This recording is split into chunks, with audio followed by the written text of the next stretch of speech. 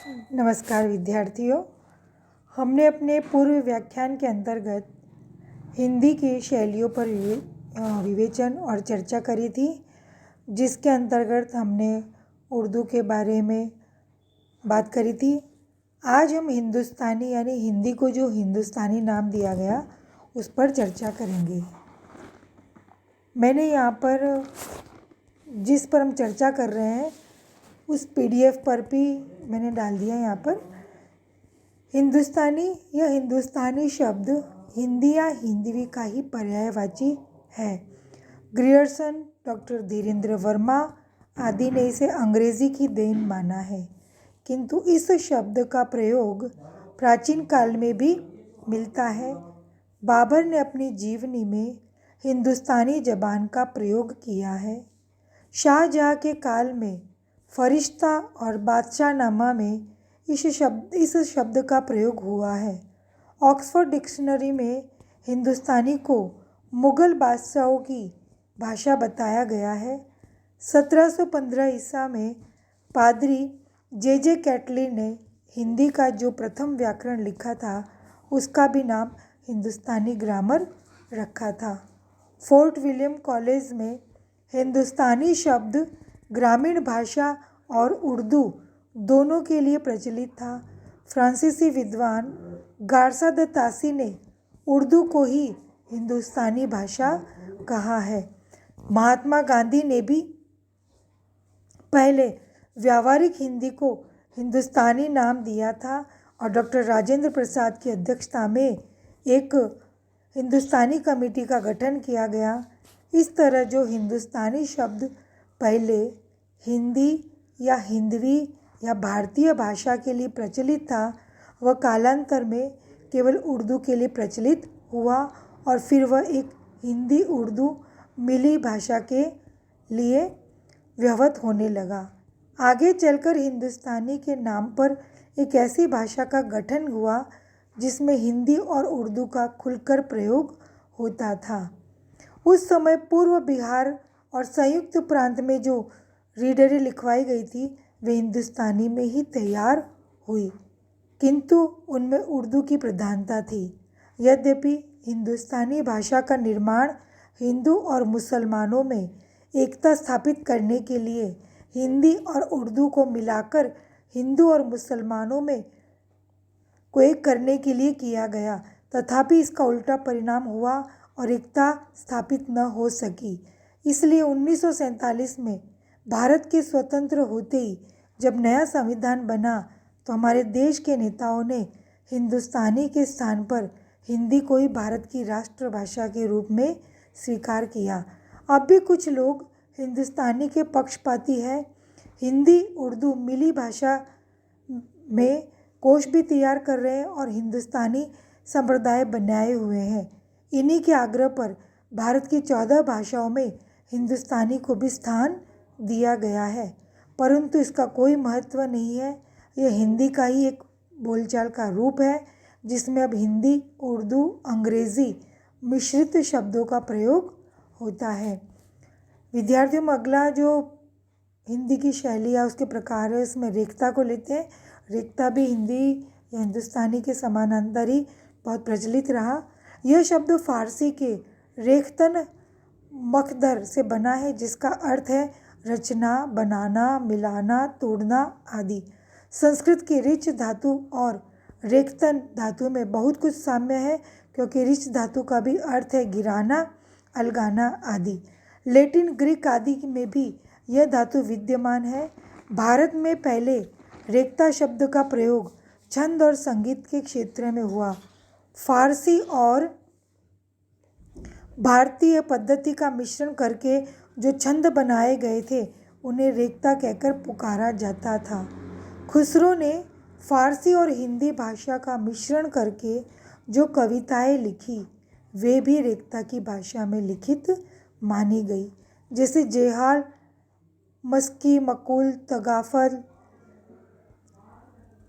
दुराय, नैना बनाए बतिया नामक कविता की भाषा रेखता कहलाती है।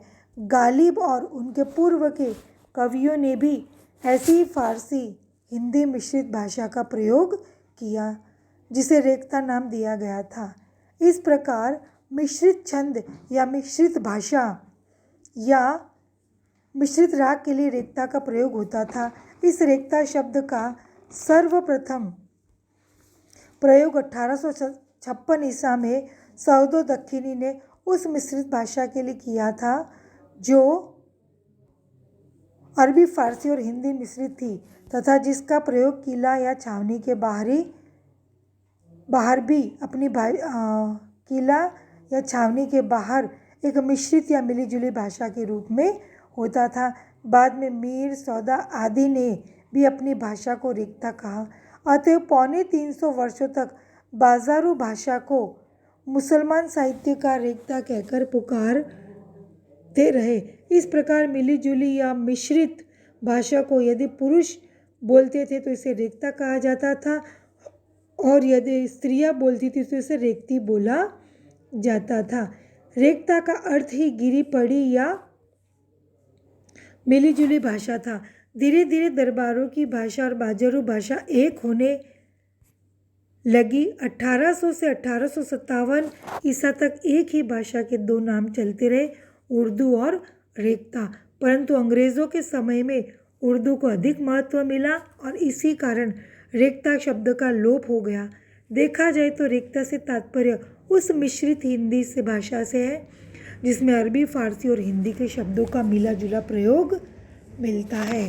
अब अंतिम जो हिंदी की शैली है वो दक्खिनी। यह मूलतः हिंदी का ही एक रूप है। इसे हिंदी, हिंदवी, दक्खनी, देहलवी, गुजरी, हिंदुस्तानी, ज़ुबानी हिंदुस्तानी, दक्खनी हिंदी, दक्खनी उर्दू, दक्खनी मुसलमानी आदि नामों से भी पुकारा जाता है। इस दक्खनी हिंदी का मूलाधार 14वीं तथा 15वीं शताब्दी में दिल्ली के आसपास प्रचलित खड़ी बोली है। इसे पहले मुसलमानों ने भारत में बसने पर अपनाया था। मसूद इब्न साद, खुसरो, फरीउद्दीन आदि ने अपनी कविताओं की रचना इसी भाषा में की थी। 15वीं और 16वीं शताब्दी में फ़कीरों, दरवेशों आदि के माध्यम से उनके साथ ही यह भाषा दक्षिण भारत में पहुंची तथा वहाँ के मुसलमानों एवं उत्तरवासी हिंदुओं में इसका प्रचार एवं प्रसार हो गया। मुख्यतया यह भाषा बीजापुर, गोलकुंडा, अहमदनगर, बरार, मुंबई, मध्य प्रदेश आदि में प्रचलित है। ग्रियर्सन ने इसे हिंदुस्तानी भाषा का ही विकृत रूप माना है। डॉक्टर चटर्जी ने इसे हिंदुस्तानी की सहोदरा भाषा कहा है, परंतु यह भाषा प्राचीन खड़ी बोली हिंदी का ही रूपांतर है जिसमें हरियाणवी, पंजाबी, मेवाती, ब्रज तथा अवधी के रूप विद्यमान है। दक्षिण में इस पर मराठी और गुजराती का भी प्रभाव पड़ा है। साथ ही कुछ क्षेत्र में यह तमिल, तेलुगु, कन्नड़ आदि भाषाओं से भी प्रभावित रही। 18वीं शताब्दी तक इसे बहमनी वंश के राजाओं का भी आश्रय मिला और इसमें पर्याप्त साहित्य रचा गया। दक्षिणी हिंदी में पद्य के अतिरिक्त गद्य साहित्य भी पर्याप्त मात्रा में मिलता है। दक्षिणी हिंदी के साहित्यकारों में से ख्वाजा बंदा नवाज, अब्दुल्ला, वजही, निज़ामी, गवासी, गुलाम अली, बेलूरी आदि प्रसिद्ध है। इसी दक्षिणी हिंदी से ही उर्दू का जन्म हुआ है। इस दक्षिणी हिंदी की लिपि फारसी है, किंतु इसमें भारतीय भाषाओं के शब्दों की बहुलता है और अरबी फारसी के शब्दों का प्रयोग अपेक्षाकृत बहुत कम है। इसकी आत्मा पूर्णतः भारतीय है और इसका साहित्य हिंदी के अधिक निकट है। इसी कारण इसे हिंदी का ही एक रूप माना जाता है। विद्यार्थी, ये तो बात थी हमारे हिंदी की शैलियों से संबंधित।